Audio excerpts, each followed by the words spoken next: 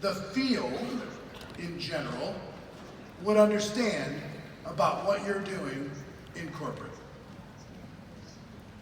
What's one thing that you wish that they would just know and understand about you or your company? Anything? Yeah.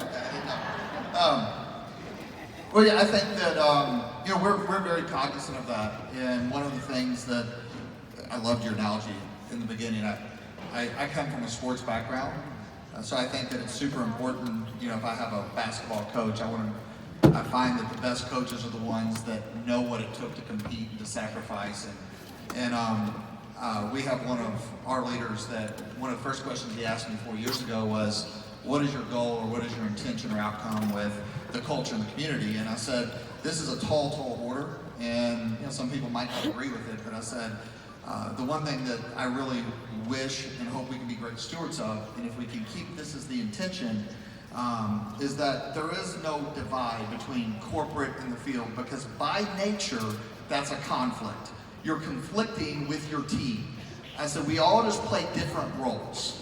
The thing about a lot of times, someone that might be on this panel is they don't have the luxury or the privilege, unless they just don't take the weight of the responsibility, to say, you know what, I'm just going to take off for the next 60 days. I'm done, right? Because if they do that, there's a lot of people's livelihoods that are on the line that they carry a lot of weight, a lot of responsibility. And my father told me a long time ago that the true definition of an entrepreneur is when someone else's livelihood is based and predicated on the decisions that you're making.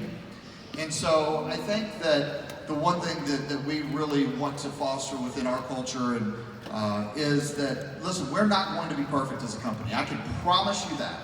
And what we're asking you all to do is just be a part of it with us. So everything that we do, we try to get buy-in from top-level leadership, and to where there is, like you said, true transparency.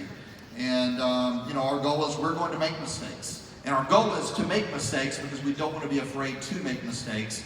And we just don't want to make the same mistake twice. We want to constantly get better. And so I think that would probably be the message that I would send to everyone in the room is have an ownership awareness. It's not the company, it's your company. And take that ownership to heart.